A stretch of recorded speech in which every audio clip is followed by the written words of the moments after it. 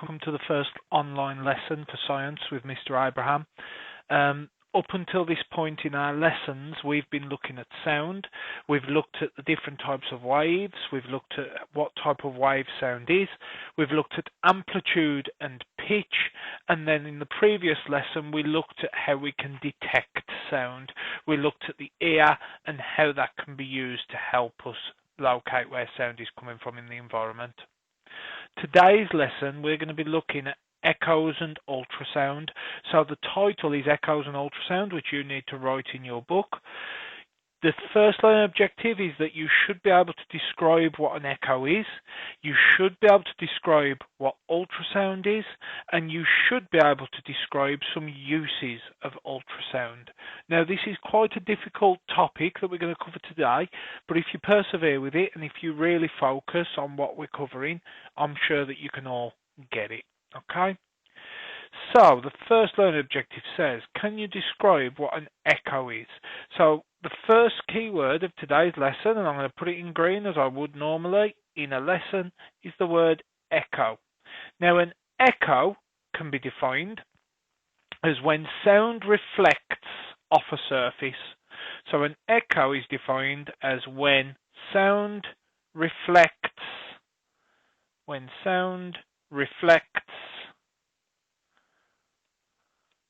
off a surface.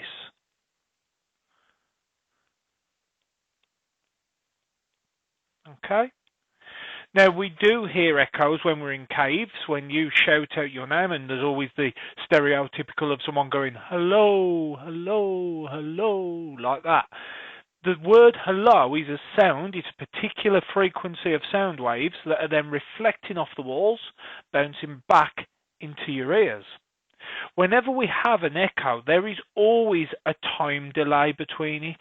So there will always be a time delay between saying the word out loud and then hearing it once it reflects off the surface. So we can add underneath here by saying that there is always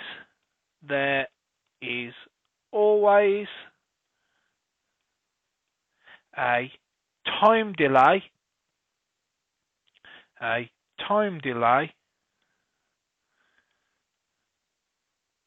between making a sound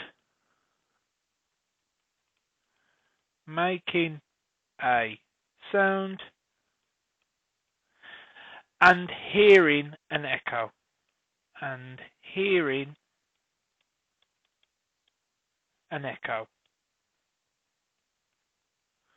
Okay? Now, echoes can be useful because they can be used to measure distance. So we can add underneath here, and I've put it in red because it's important, that echoes can be used to measure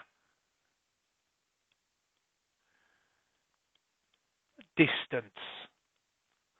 And if I can explain how we know this, and then we'll write it down in a moment. So if we switch back over to my PowerPoint and we have a look at this diagram here, we can work out how far away a wall is by using an echo. So for example, if we shout out a word, if we shout out hello, like we said earlier, and there is a gap of 2 seconds between shouting out hello and hearing it back, we know that that wall must be 340 meters away. The reason we know this is because sound travels at 340 meters per second. So if this lady is standing at roughly half of 340 seconds away, if she shouts out hello, she would hear the echo in 1 second. 1 second, it would bounce off the wall and come back because sound travels at 340 meters per second. So we can just write down, and I'm going to write it down in red again because it's very important. We can say that sound travels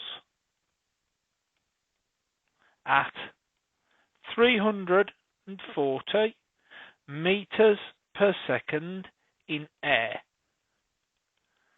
Okay?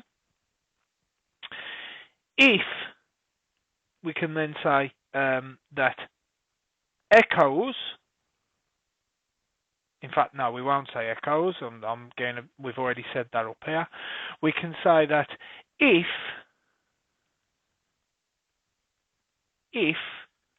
an echo is heard 1 second after the sound is made,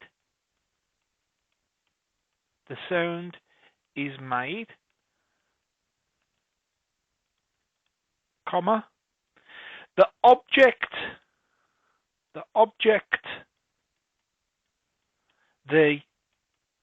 sound reflected from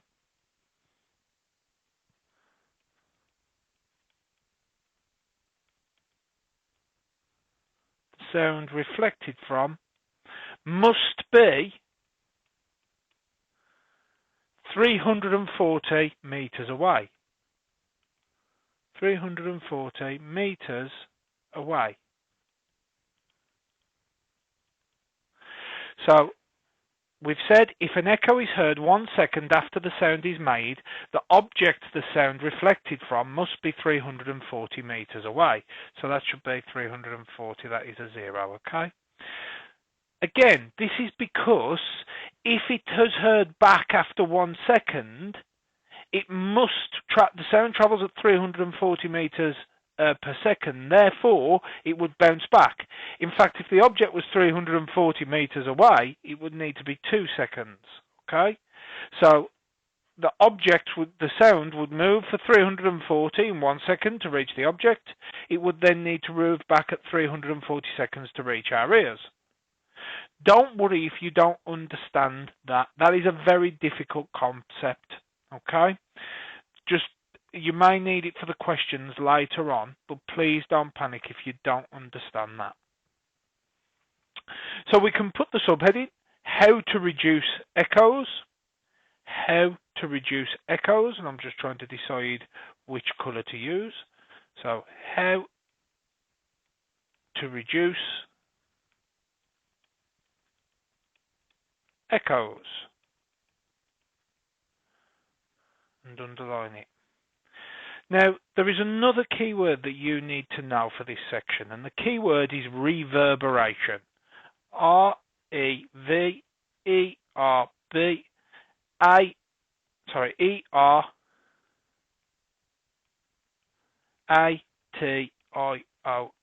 Reverberation. Now, reverberation is when lots of echoes join together. Okay? So, when lots of echoes join together. Okay? Now, this can be a real problem. These can be a nuisance in things like cinemas.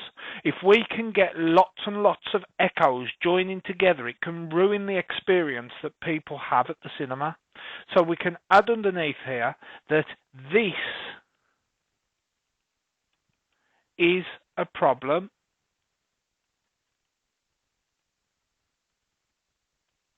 in cinemas. Okay, it can also be a problem in things like concerts. That's a big worry as well. Now, we can reduce reverberation by adding soft materials to the walls of a room, or by adding carpet to the floor, which reduces how well sounds reflect off those surfaces. So we can say that reverberation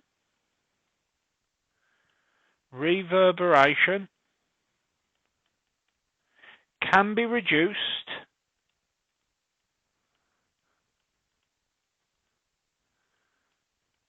by adding soft materials, and I'm going to run out of room, materials to walls / carpets to floors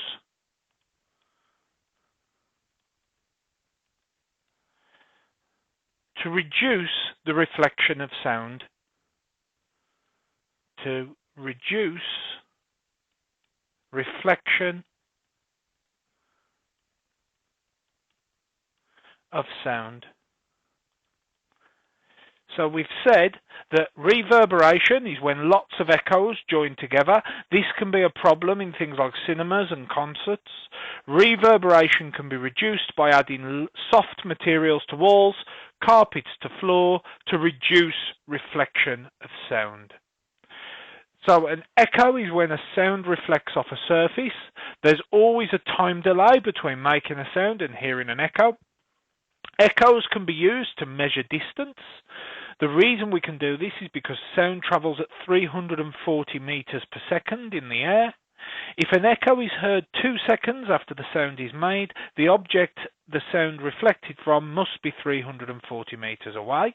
This is because we know if sound travels at 340 meters per second, that the sound must have traveled for 1 second that way and then 1 second back once it's reflected. We can reduce echoes by reducing something known as reverberation. Reverberation is when lots of echoes join together, which is a particular problem in things like cinemas and concerts. And reverberation can be reduced by adding soft materials to walls and carpets to floors to reduce the reflection of sound. So you should now be able to tell me what an echo is. The final 2 learning objectives we need to do for this lesson is we need to be able to say what ultrasound is, and we need to be able to describe some uses of ultrasound. So what I'm going to do is I'm just going to clear the screen. I'm going to turn it back to black so that it's easier for you guys to see. And we can put the subheading, what is ultrasound? So, what is ultrasound? If my computer doesn't crash. So, what is ultrasound? Question mark. Now, what I think is our final keyword in this lesson, off the top of my head, is the word ultrasound. Ultrasound. Okay? Ultrasound is defined as any sound with a frequency above 20,000 hertz. So any sound, it'd help if I can spell any sound with a frequency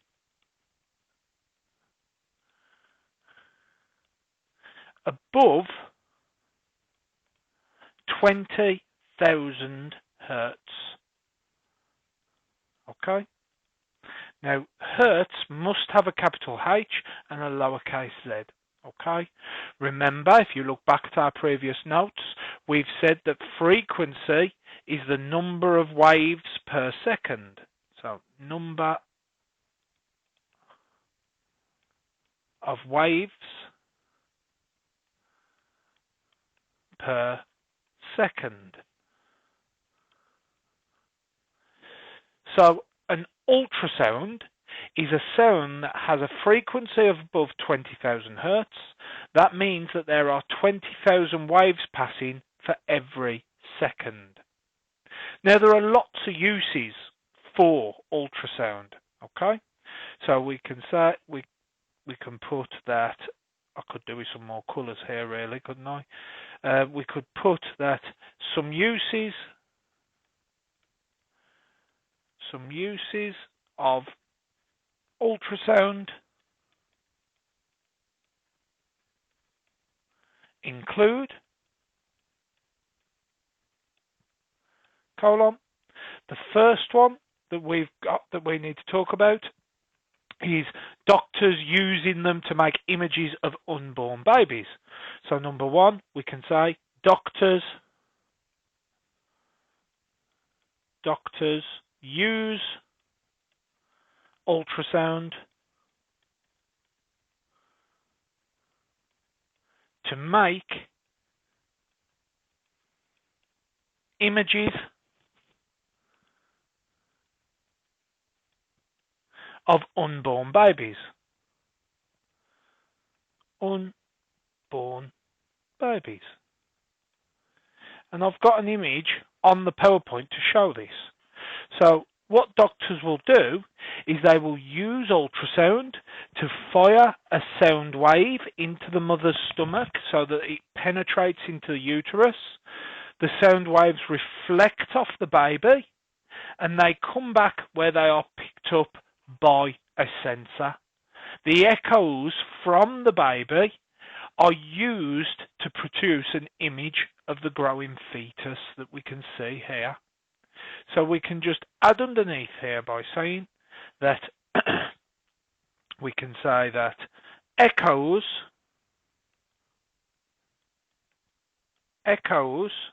of ultrasound build an image of the baby.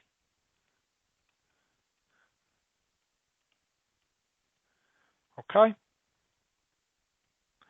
A second use that we can say that number two, doctors use ultrasound in physiotherapy. So they use it to help people who've got damaged tendons in their body and to reduce swelling. So we can put the doctors use ultrasound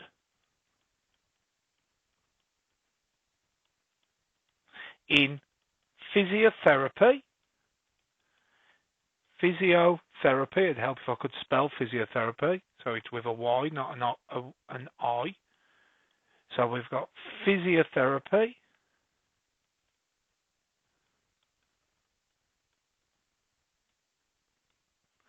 to reduce swelling.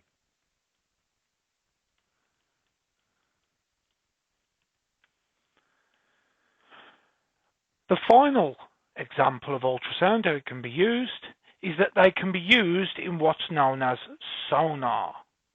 Sonar. So ultrasound is used in sonar. SONAR. Okay. Now sonar stands for sound navigation and ranging. Okay. Sound navigation and ranging. Now, essentially, how ultrasound works in sonar is that a ship will have what's known as a transmitter. It will send out a sound wave that is above 20,000 hertz in frequency because it's ultrasound. This sound will travel down to an object on the ocean floor. It will reflect off it and bounce back up to the ship where there is a receiver. This will do a quick calculation to work out how far the object is away. So we're using this idea of sound reflecting off an object, calculating how long it takes for the sound waves to come back, and working out our distance. So we can add underneath here by saying that ships send out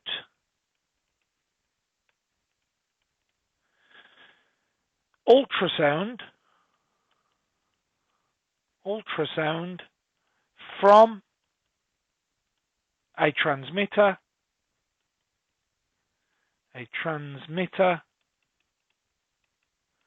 that detects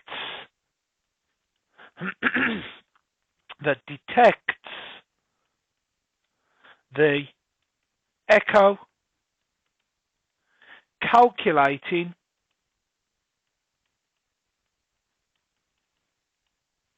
the distance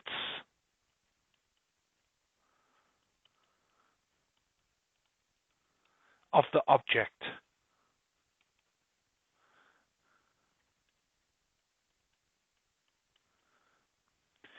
So we've said that ultrasound is any sound with a frequency above 20,000 hertz. Remember, frequency is the number of waves per second, so 20,000 waves every second. Some uses of ultrasound include doctors use ultrasound to make images of unborn babies. These echoes of the ultrasounds can build an image of the baby, exactly like we saw here. So the ultrasound is being sent to the baby, it's bouncing back, and it's being detected by special machinery to build this image of the baby. Doctors can use ultrasound in physiotherapy to reduce swelling in things like tendons. And finally, ultrasound can be used in sonar, which stands for sound, navigation and ranging. This is when ships send out an ultrasound from a transmitter. The sound travels down to an object where it reflects back up, and it is detected by the receiver on the ship. The ship can then use this time, how long it's taken for the echo to return, to calculate the distance of the object. So you should now be able to tell me where an echo is, you should be able to describe what an ultrasound is, and you should be able to describe some uses of ultrasound, which we've got written here. Now, as I said to you at the start of the lesson, this is a very difficult topic. All I can ask is that you try your best, okay? Now, as you would do in any other lesson, I would like you please to have a go at the questions on the screen now. You can pause the video and start having a go at the questions. For question 1, you need to write out the sentences, filling in the gaps. For question 2, you need to write out the question before answering it. And for question 3, you need to write out the question before answering it. I'd like you to pause the video now and then have a go at the questions, please. Press play once you're done so that you can hear the answers.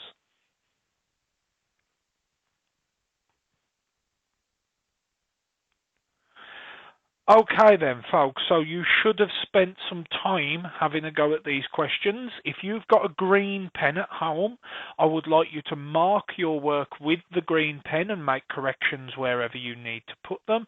However, if you haven't got a green pen, it's not the end of the world. Just try and use a different coloured pen or maybe even a pencil. So the first one should read, an echo is a reflection of sound. So this one should say reflection.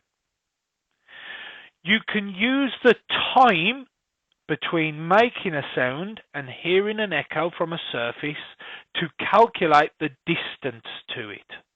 So again, that should read, you can use the time between making a sound and hearing an echo from a surface to calculate the distance to it.